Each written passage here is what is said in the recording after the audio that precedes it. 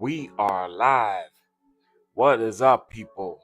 We're gonna do the extra games. Leon must die, and see how it goes for these 2 hours that I'm gonna play.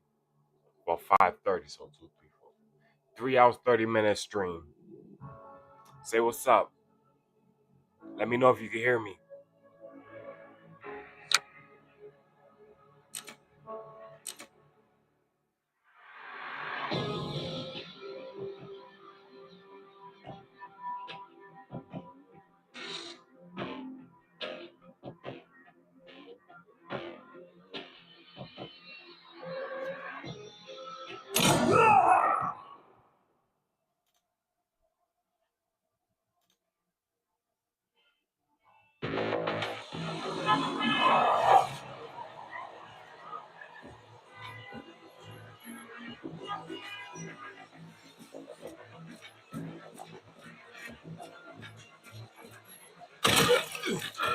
Get rid of the lockdown.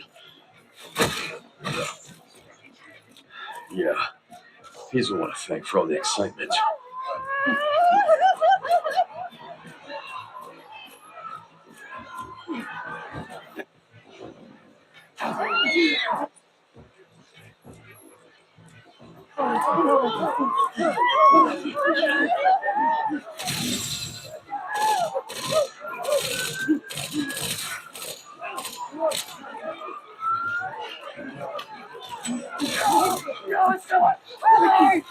Thank you. Get out of here now.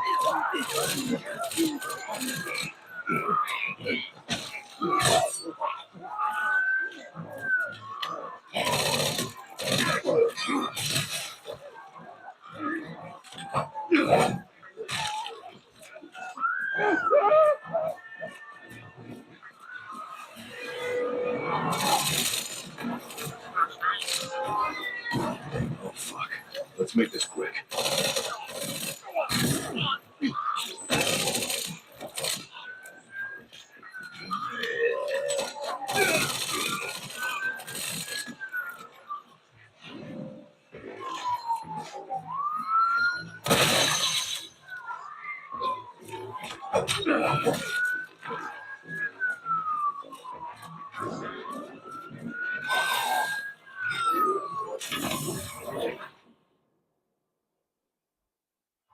Oh no, I don't think I should have done that.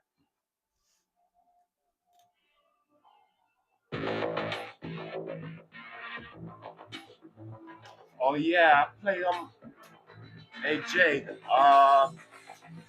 I'm playing it off of my PlayStation onto my computer.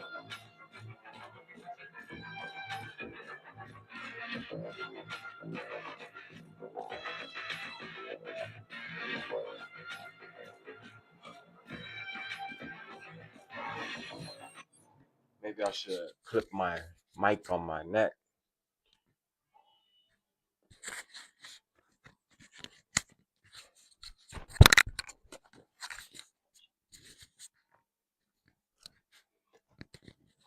Thank you for stopping by.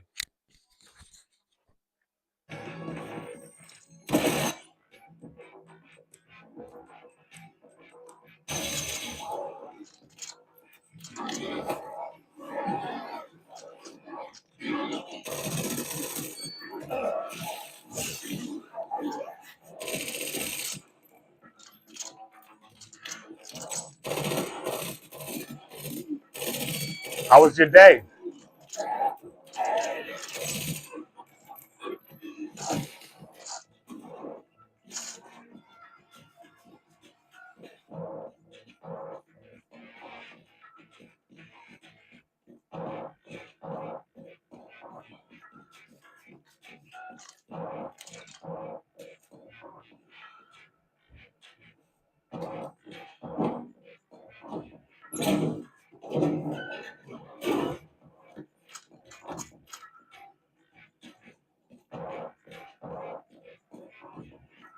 I told you I was gonna start doing YouTube. It's just a matter of time when I do more better videos. I have a lot of plans.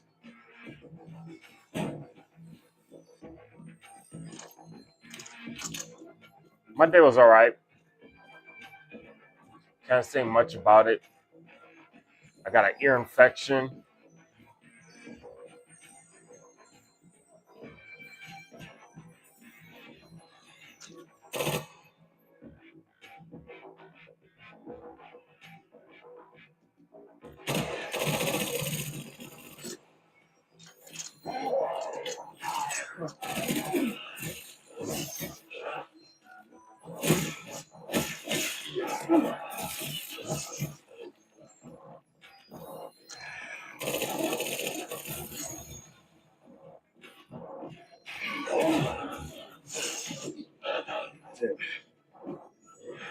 I'm still learning.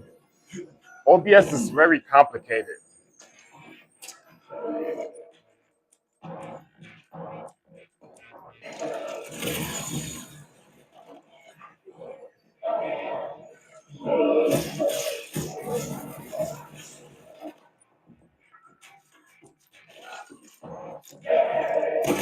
Yeah, it sucks. It hurts. It's hurting.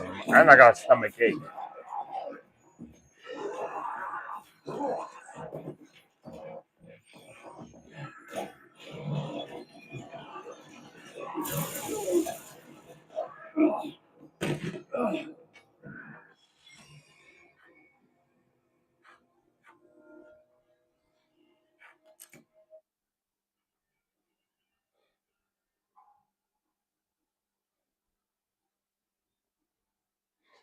Yep, OBS is what I use.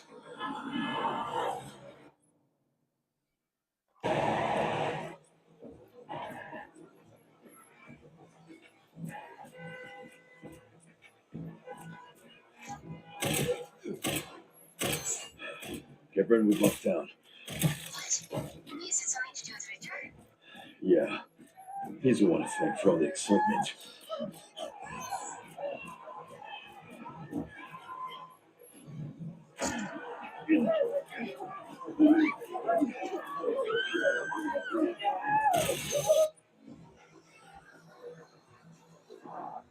You gotta make one of these.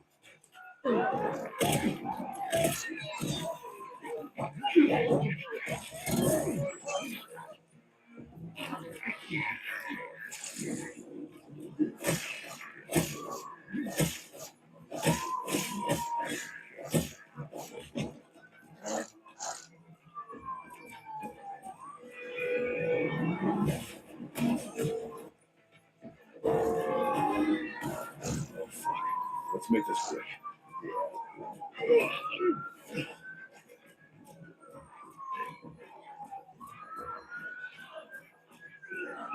Thank you. I'm gonna show you how to do it one day.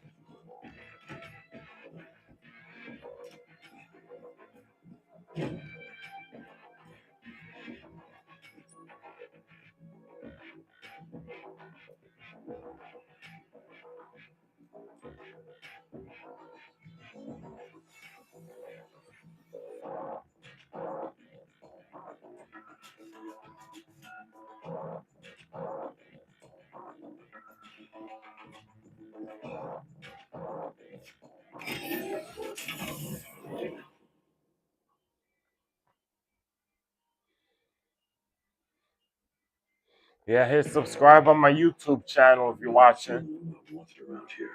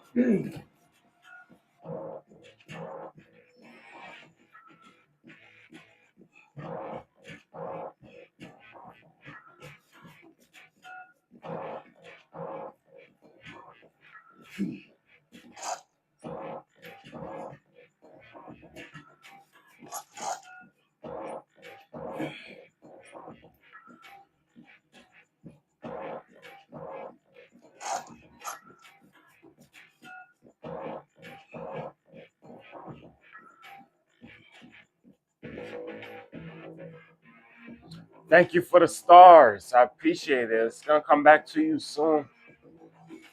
I appreciate that so much. You don't even know.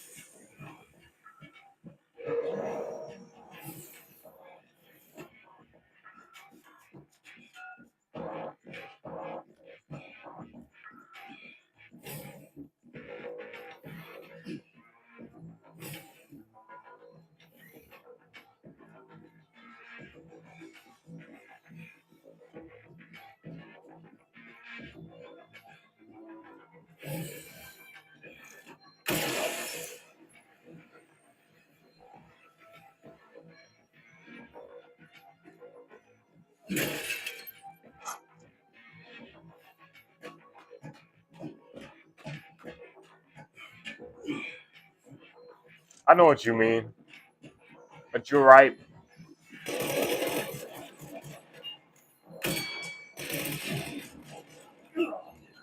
Oh gosh, I'll be right back, guys. I'll be right back. Give me 7 minutes.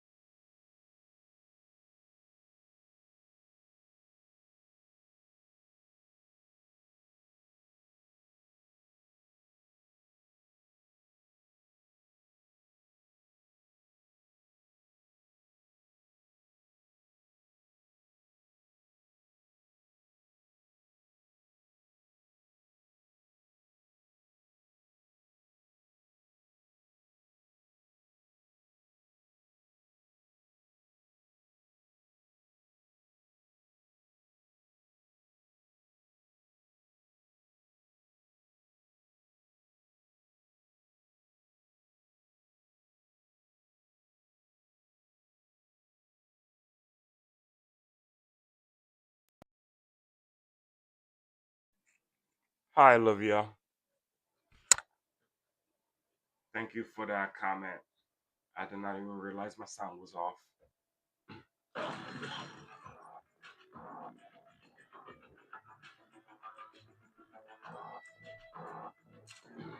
How are you doing?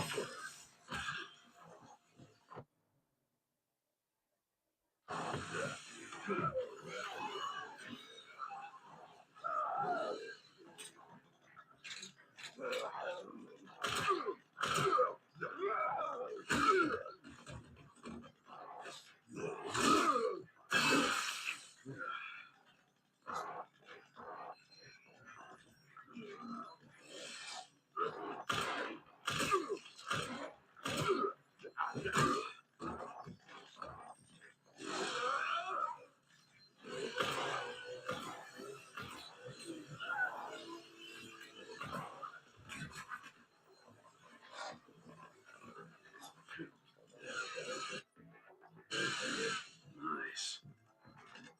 Yeah, this is my favorite game. Yeah.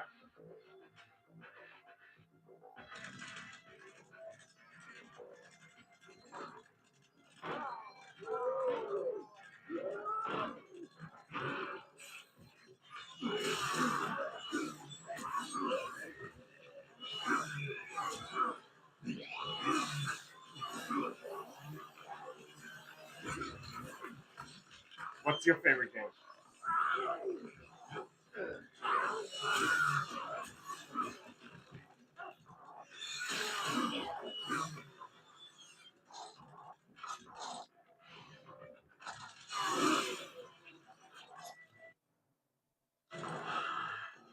There you go.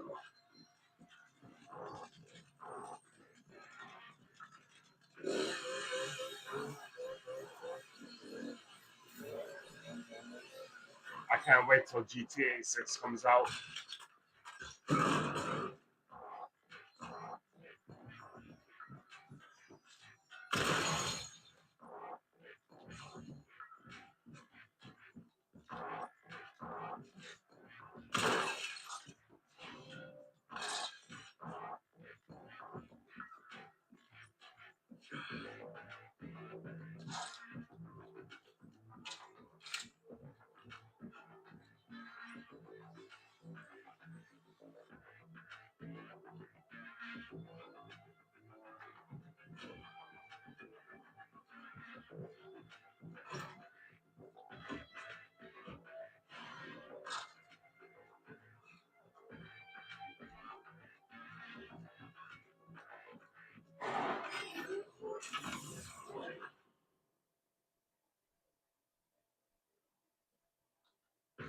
You should subscribe to my YouTube channel.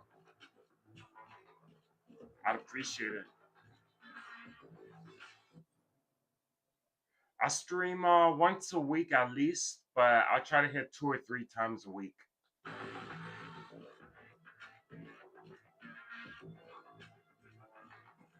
Thank you for the follow.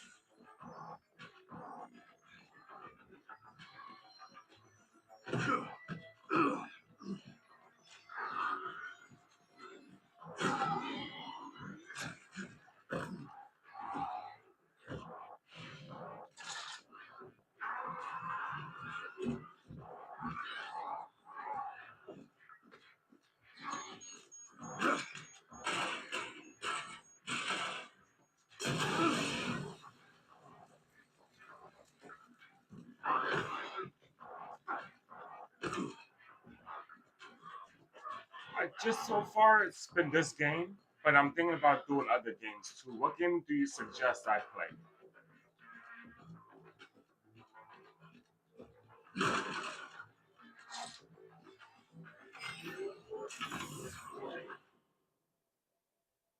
I post every week, every Saturday.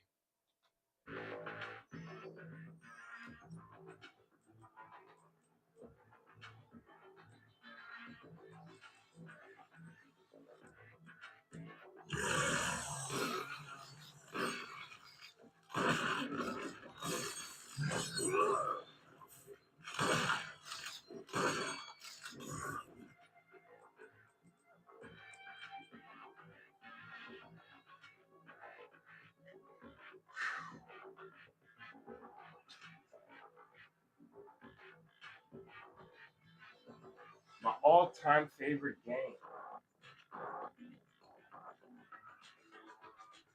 probably Grand Theft Auto. Grand Theft Auto and Resident Evil. The first game I ever played probably was Super Mario World. It's a good game.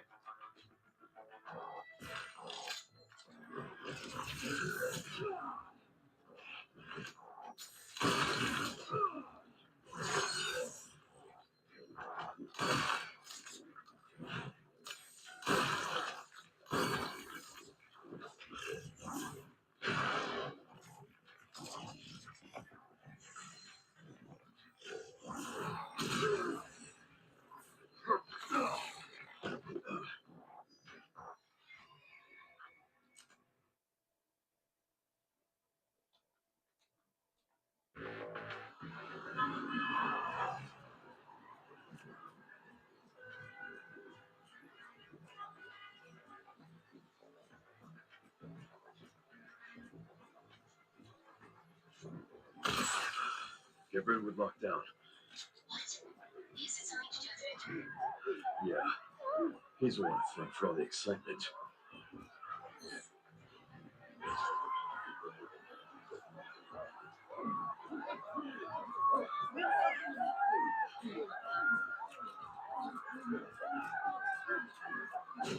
And let him get away. I might just do Red Dead Redemption 2.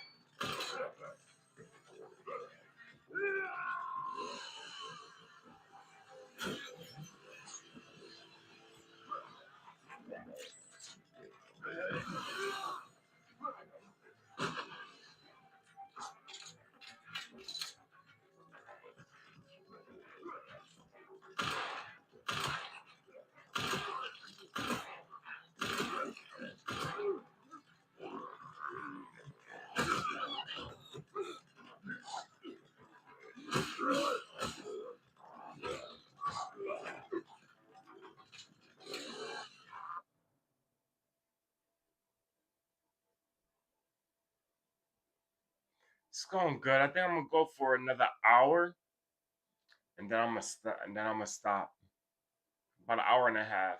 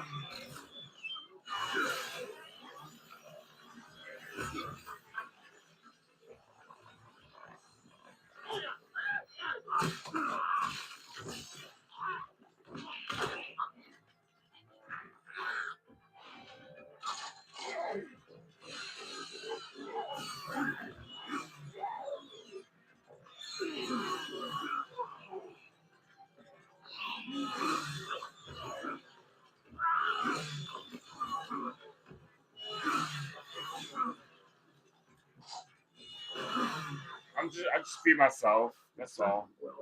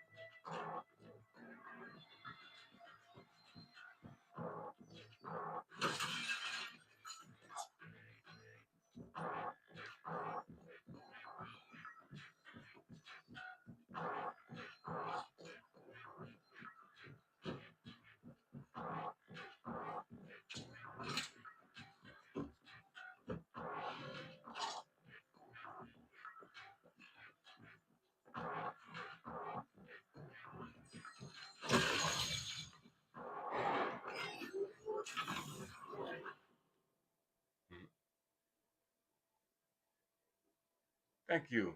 I appreciate that.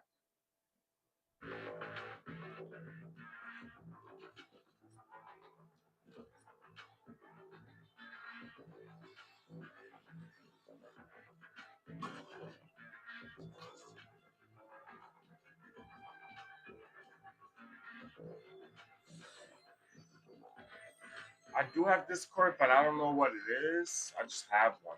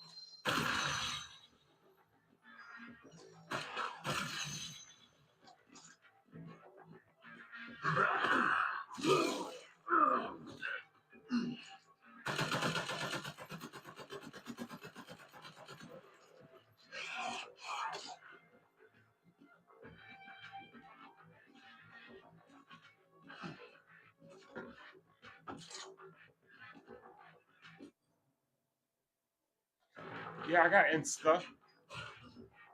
Just type in my name, Renee Harrison.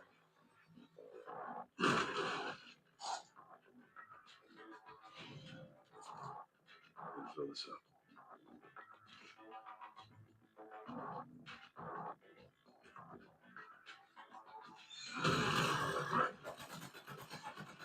Let me guess. You must be the town lumberjack.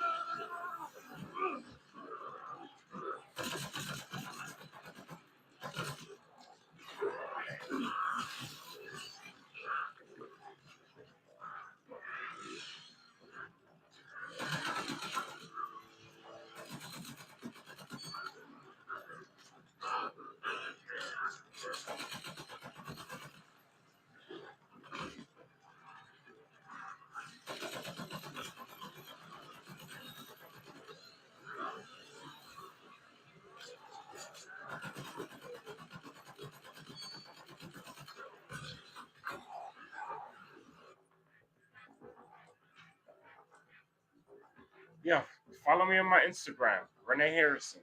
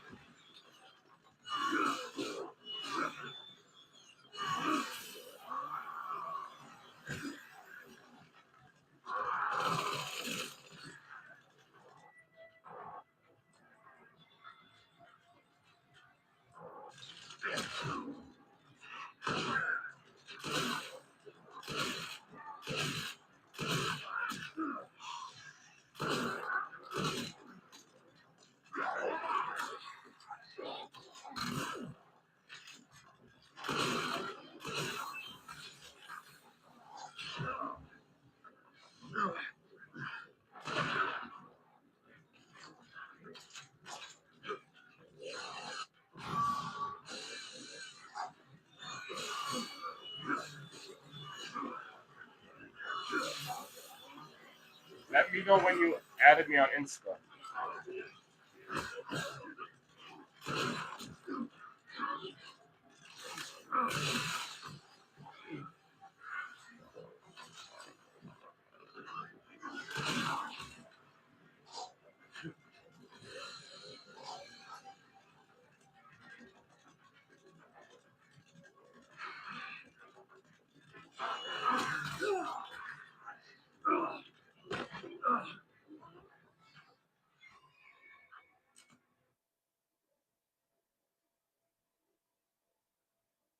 You should follow me on my YouTube, actually.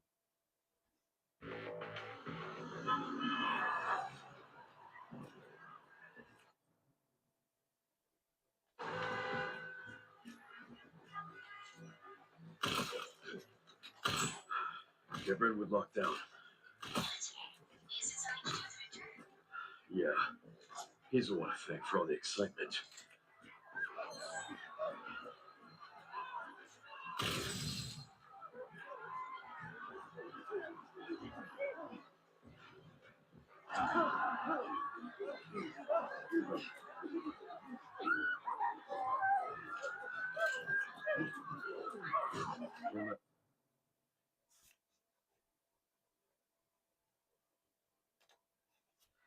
Get away.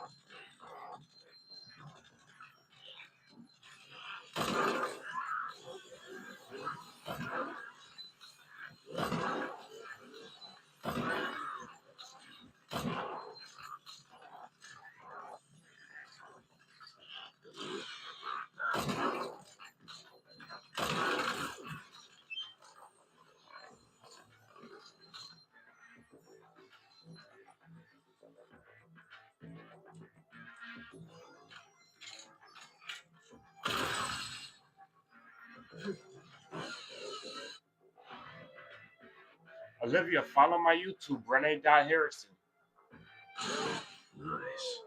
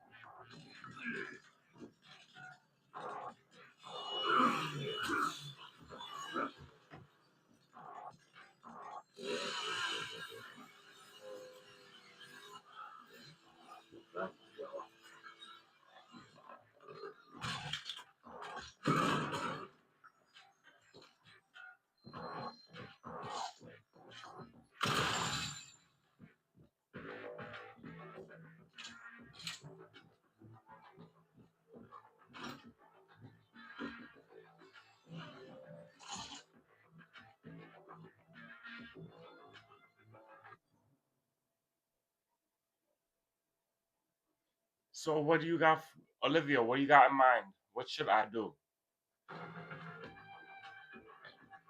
I'm new to streaming, so it's been a journey getting this far so far.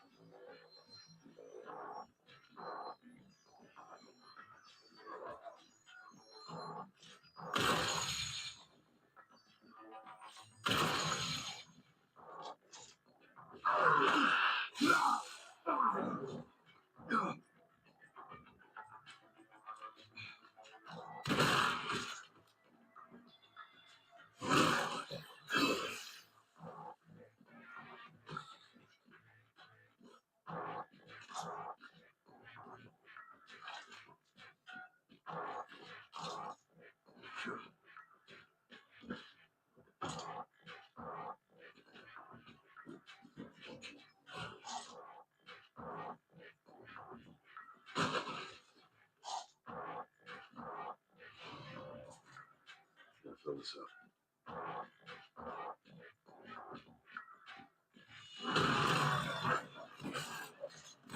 Let me guess. You must be a town lumberjack.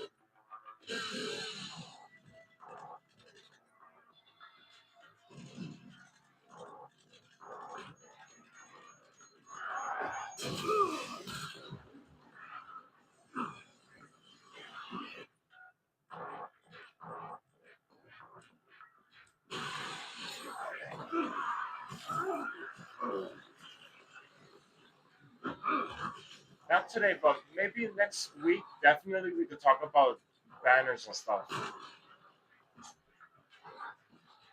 I'm just swamped right now.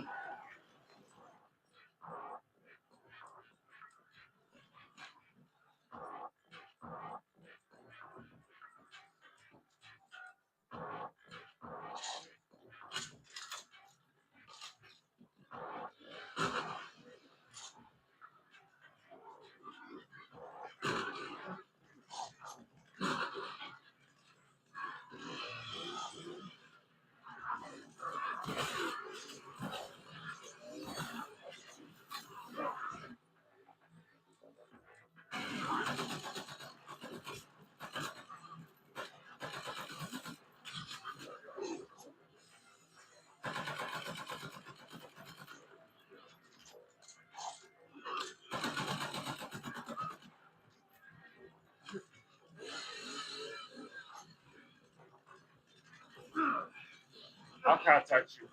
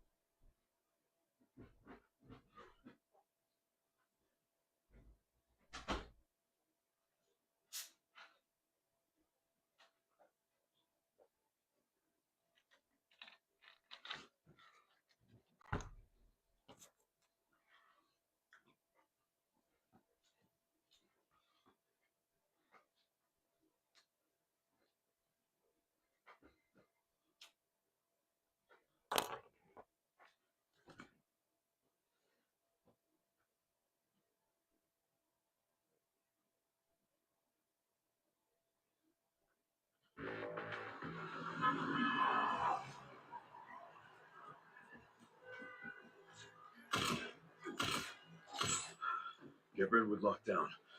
Is it something to do with Victor? Yeah. He's the one to thank for all the excitement.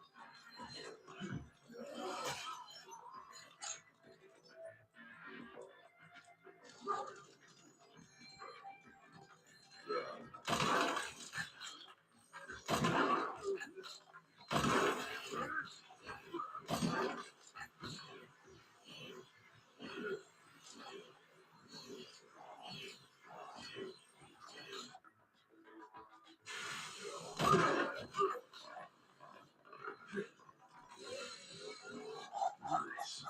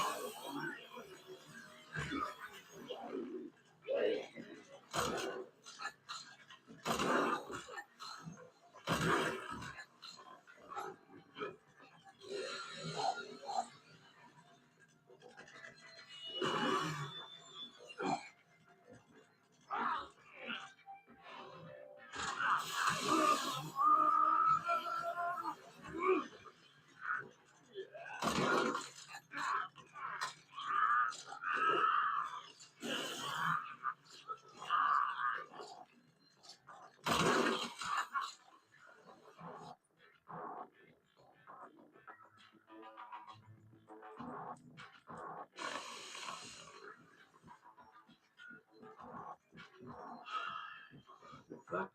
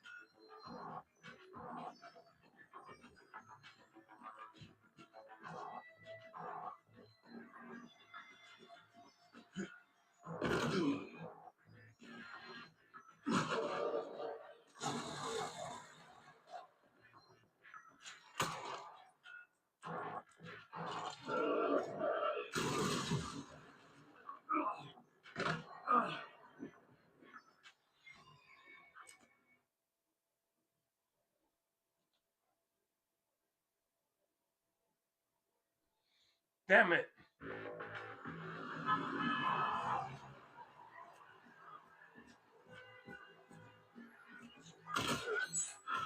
Get Brentwood locked down. What? Is it something to do with Richard? Yeah. He's the one to thank for all the excitement.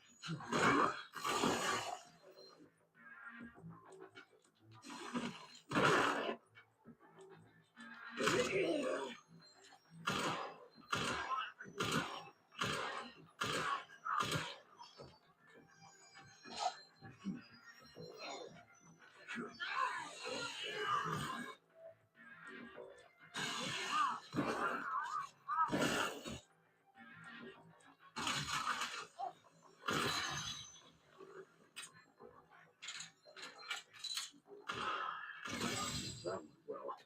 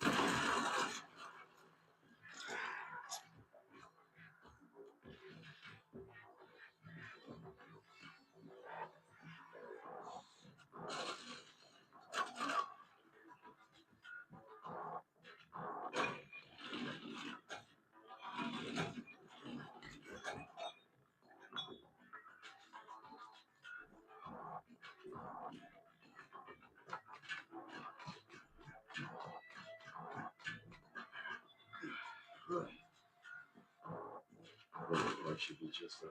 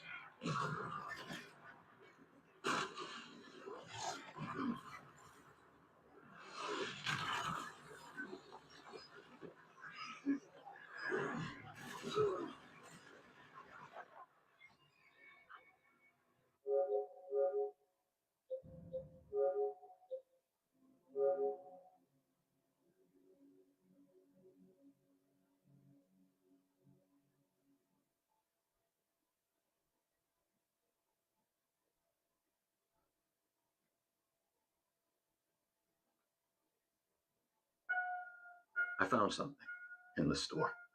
Okay. What did you find? And we're back with another episode of Before You Buy, that show where we give you some straight up gameplay and our first impressions of the latest games releasing. It's me, Jake, and we're talking about Forza Horizon 6. The developers, Playground Games, they're at it again with another open world racing game, and that once again blends some realistic racing sim stuff with more arcadey elements in a perfect mix that they've done over these years. Six now brings the Horizon Festival to Japan and brings in some new progression tweaks and overall changes in feel. And I think it's another great Horizon game. Where I really liked five, I don't know, something about this one in particular just clicked with me way more. I got into a better flow state with the driving feel, and the new location, Japan here, absolutely carries. Japan is a game changer setting, and that's been worth it alone. Enough for me so far. Now, just so you know, I've been playing a review copy, and this footage is captured running on PC and is spoiler free. The car dies at the end. So, Horizon 6 does the standard Horizon big cinematic intro, and then it just drops you right into it. Where 5 felt very quickly overwhelming because it felt like you could just do whatever, whenever. 6 here is a bit more paced out with a return to some progression focus. So the old wristband system is back. To simplify the explanation, kind of, I might butcher it, but it's kind of like working your way up tiers. You do a bunch of a selection of races to eventually qualify to do a big fun Horizon Fest race and net you a new color wristband. Then that gives you access to more races that are more exciting. And each wristband brings new opportunities, races, level of challenge, and car types in said races. So you kind of get your feet wet with some milder races and get to crazier stuff as you go. It's still pretty flexible though. It doesn't bore you with like completely lame races at the start like the old Gran Turismo games did. And just after like a bit of driving, you'll earn enough to buy more cool cars. But it all just feels nicely, gently, more directed and somewhat paced this time around. In my playtime, I never felt any downtime or thinking, what do I do next? The game presents the next activity suggestions after you complete a race, to dynamic community events popping up in the world, to just looking out for mascots and billboards to crash into and collect. It just really feels like it has the fun factor locked down. And a lot of that comes to player customization in terms of controls and feel and all that. I always mention it in these Forza videos, but one key aspect of these games is the customization for driving experience. If you're a novice and you're not good with these games and you don't know how to really lead, corner, or brake, or draft, the game has plenty of settings, a lot on by default, to help guide you through the driving experience. Or you can turn all that shit off and go completely hardcore in the racing sim feel. Personally, for me with these, I do a mix of some settings on, some settings off. I don't know. I always just respect the amount of options and customization options for the driving they put into these games. But again, back to the fun factor. Like while you're driving, as always, you get XP for everything from drifting to drafting to narrowly dodging incoming traffic. And now you're leveling up and earning skill points. So each car has a skill tree. Skill points can be spent on any car you own. So, maybe hang on to them for a car you love. The skill tree, it isn't the most thrilling thing ever. It's mostly XP bonuses, like depending on what you're doing, like getting a skill tree node that gives you greater XP bonus on Chat, drifting, what's greater up, XP chat? bonus on straight, like stuff like that. But I still like having this. What I do really like about these games in general is the variety. Off-road, trucks, street races, long cross-country races, weather-dependent stuff. We've seen a lot of this stuff in these games before, sure, but variety is the real spice of these games. And 6 leans into it with the Japan setting. There's a lot of opportunities for fun races. Tighter city streets in Tokyo, or maybe a big race course through the big famous intersections. Downhill jams, barreling across fields straight towards Mount Fuji, race with those fun, compact, cool Japanese K delivery trucks, and plenty of Japanese street car culture. Curvy mountain roads are like prime for drifting with cool modded cars, especially at night. Also, for the car culture, it's really cool to just have like the big Tokyo City streets. Like the city really does feel massive here. I do wish there were more cars and traffic and just a little more life to it. Sometimes it feels a bit barren. That's just a thing that happens with these racing games. But still, I just wish there was a little more to it in terms of that feel, that energy, because the actual construction of it is really damn solid. The city itself is impressive. And you are getting the awesome, more scripted Horizon races once again, and they are still insane. You're barreling through docks What's up, with moving cousin? shipping containers. you're racing against giant Japanese Gundam What is mechas. up? It's nuts. Horizon Rush races are fun, but all that variety is strengthened, I think, by just how fun and varied the map is. This is what did it for me with this game. Like I said at the top, like not only do you have a good good day to night see you cycle up of game, here. which night gameplay actually looks good, and seasons, which can be a lot of fun, but this Horizon I'm just Japan having a hard time getting more feels like just a subscribers. really well designed, fun zone. It feels like it's always fun and engaging to drive, like no matter what you're doing. Like, yes, there's the XP billboards and collectibles and distractions and stuff you get with these games typically, but just like the design of the roads, the stretches, the curves, the shortcuts, the constant hidden paths, it just feels like there's always something engaging you if you're exploring or just driving from one race icon to the next. You don't have to look at your map. You can bring it up at any point, and it is filled with icons. It's ridiculous, but you can just drive. This one just does a really good job of hooking you in. I know it sounds silly, like it's hard to explain, but if you get your hands on it, I think you might understand it. So, this, in conjunction with the driving just feeling really great this time, I found myself getting a better handle on it compared to 5. From the steering feel to the weight to the controller feedback, I was able to lock in.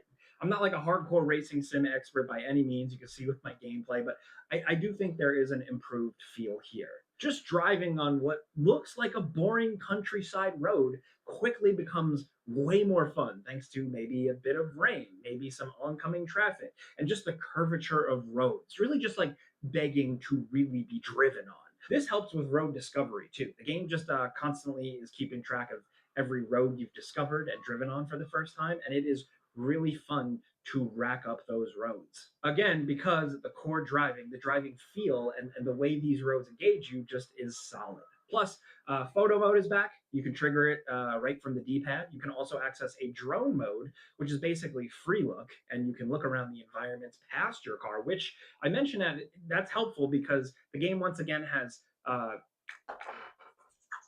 Hey you! Relax! Domino's large one-topping pizzas are just $7.99 when you carry out. But don't act now! This deal's here to this time next year, at least. So take the scenic route on down to...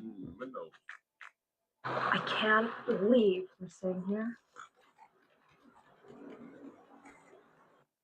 Are you looking at 4x4s on cars.com I'm again? gonna be playing Resident Evil 9 in about 10 minutes. I was thinking of something more sophisticated. Look. Fine. Keep the beard. Cars.com. Where to next? You told Mom to send her prescription to Amazon Pharmacy. She didn't. All Mom had to do.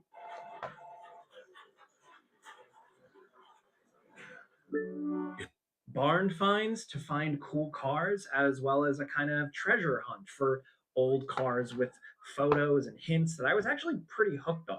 Also, you can come across random cars parked on the side of the street and buy them. They seem random, and sometimes you'll get a good surprise that you'll want to pony up some cash for. Now, the barn finds, once again, have some dialogue and voiceover, and the game overall does still try to do that little bit of Horizon dialogue and voiceover stuff. You create your own goofy, ugly little character. You can dress them up in different stuff in your garage with currency, in-game currency. But along with that, you are engaging with two kind of racing friends that walk you through a lot of the stuff. And all of this, from the way the characters look, the cutscenes, their voices, it all just feels really stiff and stilted.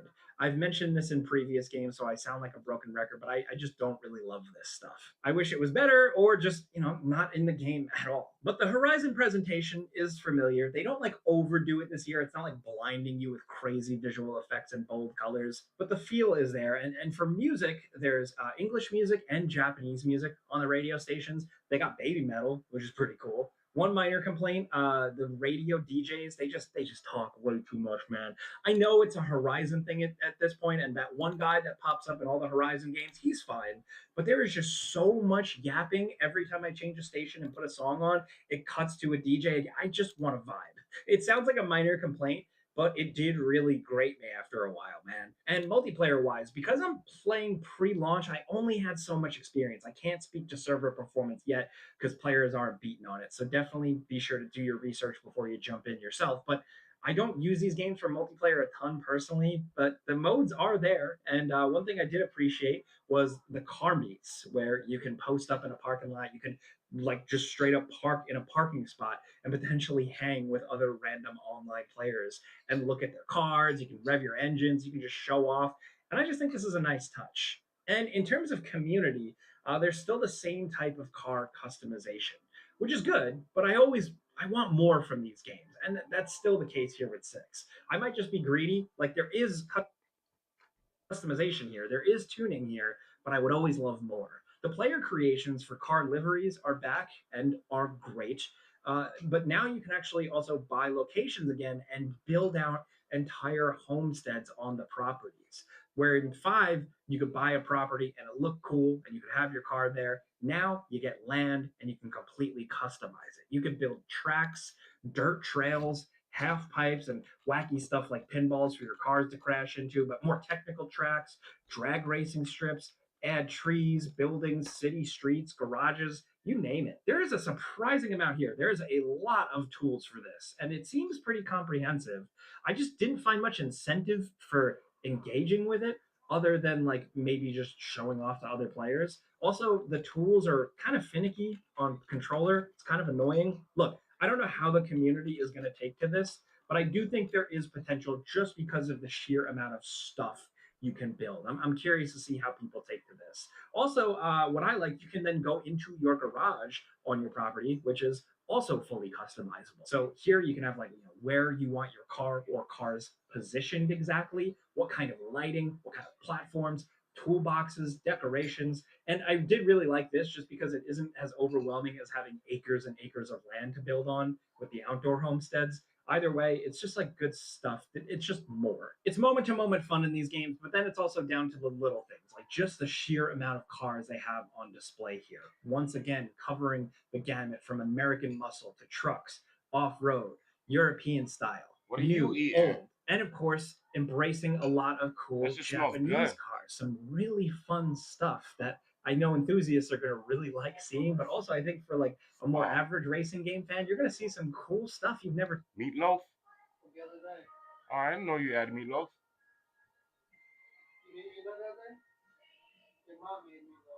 She did? She didn't tell me. She didn't tell me nothing. I told her, oh yeah, I did tell her I ordered Chinese food and I ate tuna fish. Maybe that was that day. I'm good. Seen before, and you might realize Japan does some cool shit with their cars. On the visual front, not too much to say because I think they really have these things on lock. My performance has been solid. The detail on screen is insane. The lighting looks great. The draw distance is pretty damn shocking. And I didn't really have to futz with too many PC settings or anything like that. And it does precompile the shaders, which is nice. Now, I say this as a caveat, like I haven't been able to get my hands on the console version personally.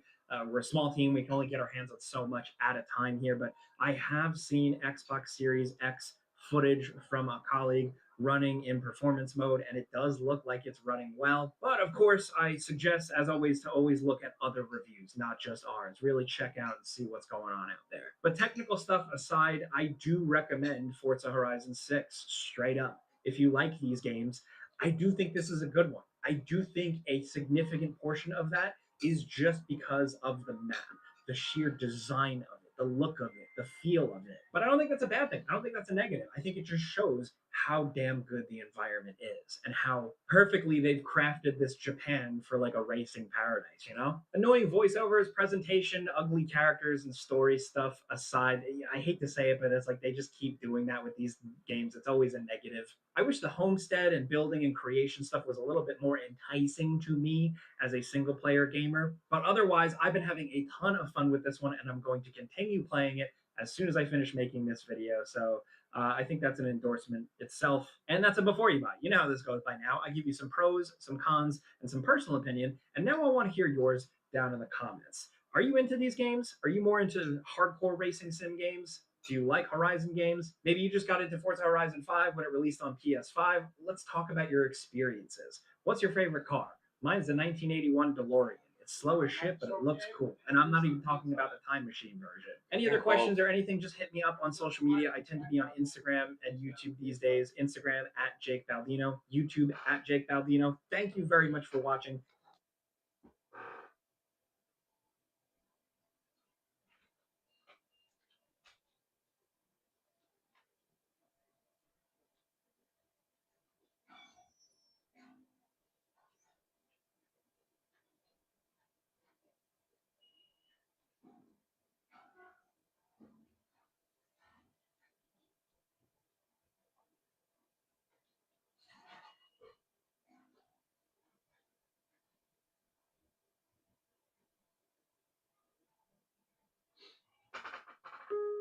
We're here for those who build America.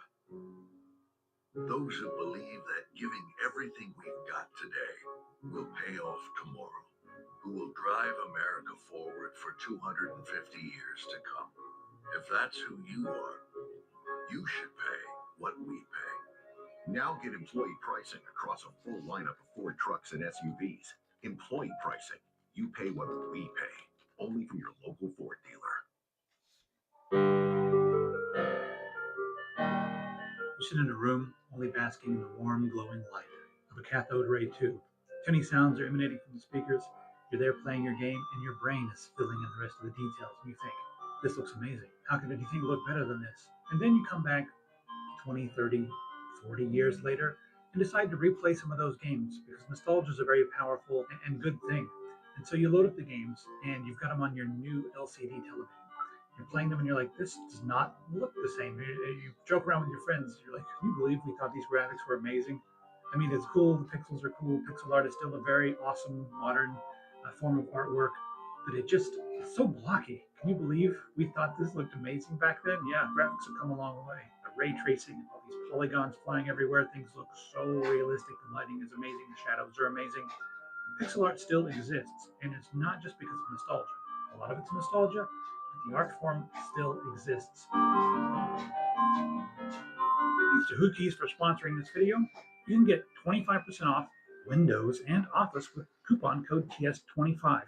So they've got Windows 10 Pro, they've got Home, you've got Windows 11, Office 2021, 2019, and this is the one I use, 2016, because it still works very well. Putting in coupon code TS25, click apply, and then watch these prices come down. Wonderful. Once you're finished, all you have to do is click on your user account up here, go to your user center, click on My Purchase Orders, and then you'll see everything you've purchased right there. Just view keys and codes, and you can just copy and paste your key, hit start, type activate, click on activation settings, paste it in there, click on next, and you will be activated. You know, I never liked how Microsoft has different prices for different people. If you're a home user, you're going to pay 10 times more than an OEM builder or a corporation or something like that. And that's why I like heading to places like Hootkeys.com to get the OEM keys so I can pay a price that makes sense. So thanks to them for sponsoring, and now to our regularly scheduled program.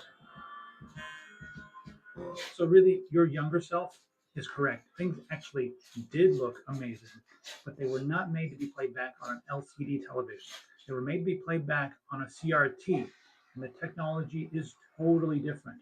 When an artist was designing a pixel art character or a scene with pixels, they would place the pixels on the screen, and then a CRT would not display the pixels back. It would display dots on the screen. That's the difference. Pixels became dots. Now let's talk just a second about the difference in technology from a CRT and an LCD, starting with the LCD. An LCD is comprised of tiny little light bulbs, little LEDs, and however many pixels you have, that's your resolution. So if you have 4K, you've got a lot of pixels on your screen. 1080p, that's how many pixels you have on your screen. Tons of little LEDs to turn on and off. This is way slower than a CRT, because even if you can turn that pixel on really fast and then turn it off really fast, there's a little bit of a fade. That's what they call the gray to gray. So even if you can show many, many frames a second, if you can do 144 frames a second, that's your refresh rate on your LCD. Well, yes, it can show that many frames on the screen, but there's going to be a little bit of color bleed. There's going to be a little bit of what people incorrectly call ghosting, but I'll just go with it. A lack of perception of motion. And also, most of the LCDs have something called stay and hold technology, where they're like If these pixels are about the same color from frame to frame, we're not even going to refresh them. So sometimes in a scene, part of the scene will refresh, but the part of the scene that's not really moving is not going to refresh. So you'll see the same thing, the same LEDs will stay lit on your LCD display for longer periods of time. Now let's talk about how a CRT works. CRTs I'm back at it have at the an game. electron gun inside. Some have 3 RGB. Some I just never have played 1. Battlefield. I Electron played Call of Technologies just Duty. has one really fancy. You recommended Battlefield, right? Yeah.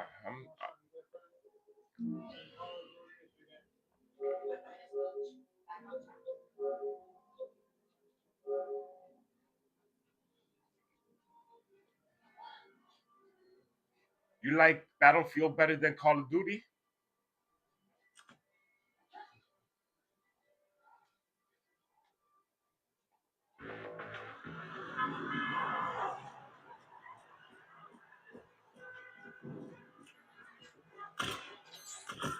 Get rid with lockdown. Yeah. Kids will want to thank for all the excitement.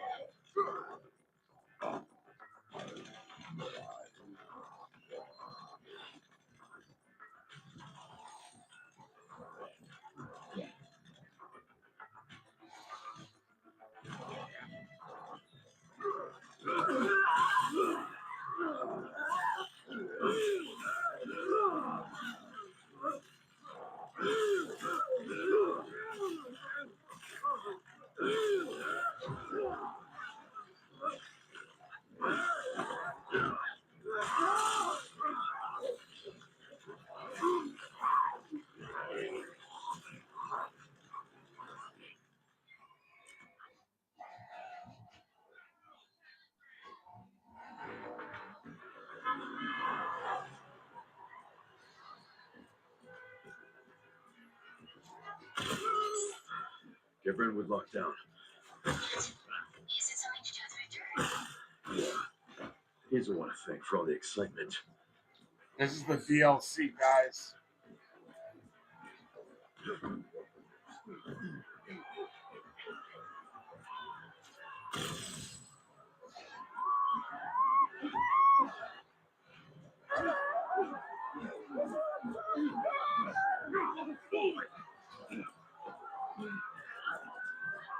Remember.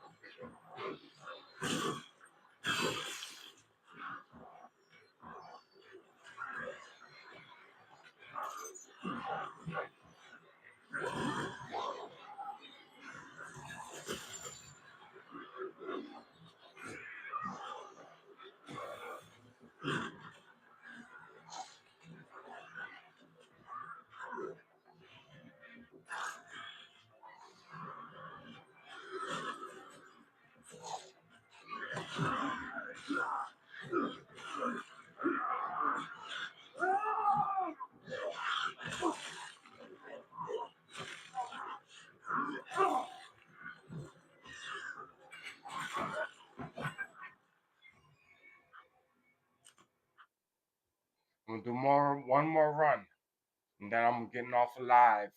I'd like to thank everybody who came by. Next week, see me again, same time.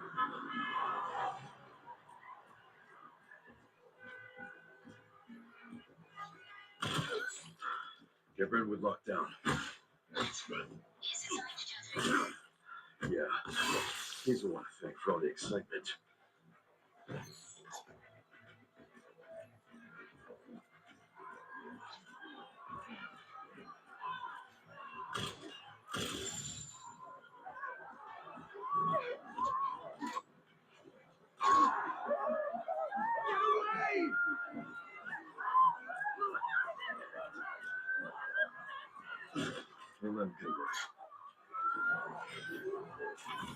Once I get 100 subscribers, I'll be able to do more professional content. It's gonna be a lot better. You guys can subscribe, send me stars, whatever. Subscribe.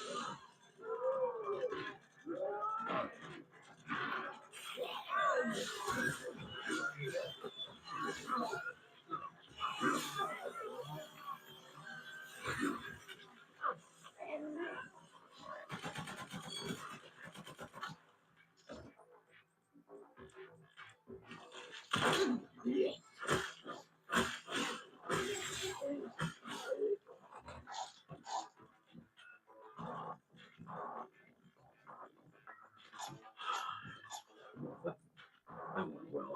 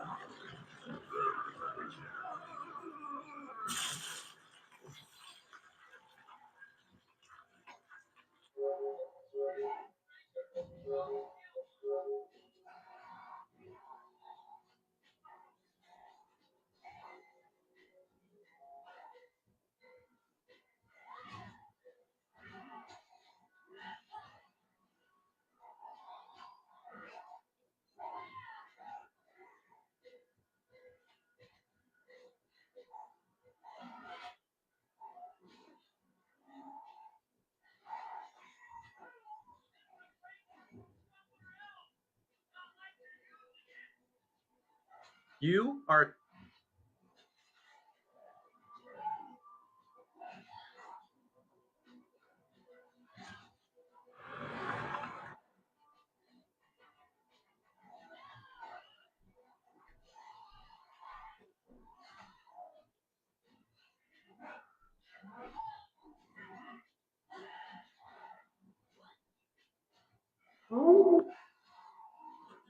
Whether you're a professional or just love getting hands-on with your home project.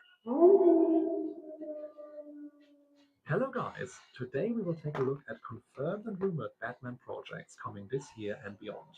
We will start with the confirmed Batman game coming this month, that is LEGO Batman Legacy of the Dark Knight. What if the next LEGO Batman Legacy of the Dark Knight completely changes LEGO games forever? Because unlike previous LEGO titles that focused mostly on casual fun and giant character rosters, this new game is officially going in a much more ambitious direction. We now know that TT Games is aiming for a darker, more cinematic Batman experience inspired heavily by the Arkham series, featuring more advanced combat, actual difficulty settings, next-gen visuals, and a much smaller but deeper cast of characters. And honestly, this might become the most revolutionary LEGO game ever made. So today, let's talk about everything officially confirmed for LEGO Batman Legacy of the Dark Knight, why fans are so excited, and why this could finally be the LEGO game that grows up with its audience. First of all, let's talk about the biggest thing everybody noticed immediately after the reveal, the combat. For the first time ever in a LEGO game, TT Games is introducing a combat system clearly inspired by the Arkham games, and honestly, it looks incredible. All the LEGO games had very simple combat.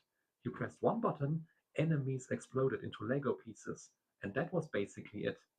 Fun? Of course. But now, Legacy of the Dark Knight is taking things much further.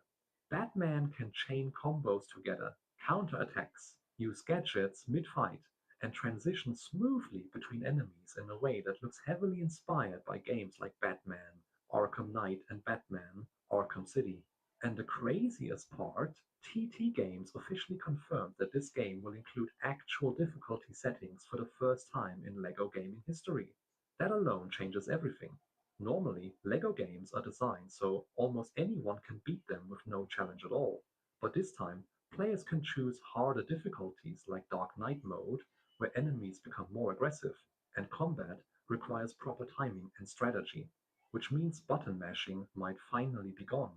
You may actually need to counter correctly, dodge attacks, use gadgets intelligently, and understand enemy patterns. And honestly, that's exactly what Batman deserves. Because Batman has always been the most gameplay focused LEGO character. Even back in LEGO Batman, the video game, TT Games clearly wanted Batman to feel more cinematic than other LEGO heroes. But now, with modern hardware and next gen technology, they can finally evolve the formula completely. Another huge change is the character roster. Instead of hundreds of playable characters like previous LEGO games, Legacy of the Dark Knight is focusing on only 7 main playable characters. And honestly, I think that's one of the smartest decisions TT Games could have made, because instead of having 300 characters that all feel almost identical, the developers are making every single character play completely differently. Batman focuses on combat and stealth. Robin focuses more on acrobatics and tech. Nightwing has faster combo-focused gameplay. Batgirl specializes in hacking and gadgets. And characters like Red Hood reportedly play far more aggressively. This smaller roster allows TT Games to create much deeper gameplay systems, unique animations, skill trees, and more cinematic storytelling. And speaking of storytelling, this game is easily the darkest and most cinematic LEGO Batman experience we've ever seen. Still family friendly, of course, but much more atmospheric. The game follows Batman's journey from becoming Gotham's protector to facing iconic villains from across Batman history. And visually, this game honestly looks insane. The Gotham City shown in trailers is absolutely massive, filled with neon lights, rain soaked rooftops, detailed LEGO destruction, and cinematic lighting effects that look generations ahead of older LEGO games. According to official details, the game is running on Unreal Engine 5, which explains why the visuals look so dramatically improved compared to previous LEGO titles. And honestly, Gotham itself might become the real star of the game. For the first time in a LEGO Batman title, Gotham feels truly alive. There are dynamic crimes happening around the city, civilians reacting to danger, fast Batmobile traversal, vertical exploration across rooftops, and much more immersive world design. This is no longer just a simple hub world. It feels like TT Games is trying to create a real Batman experience inside a LEGO game. Another thing fans are loving is how much this game celebrates Batman's entire history. The developers confirmed that the story takes inspiration from comics, movies, animated series, and even older Batman games. So you'll notice references to classic Batman stories, modern Batman films, Arkham-style gameplay elements, and iconic villains all blended together with LEGO humor. And honestly, this feels like the perfect direction, because after almost 2 decades of LEGO games, TT Games needed something fresh.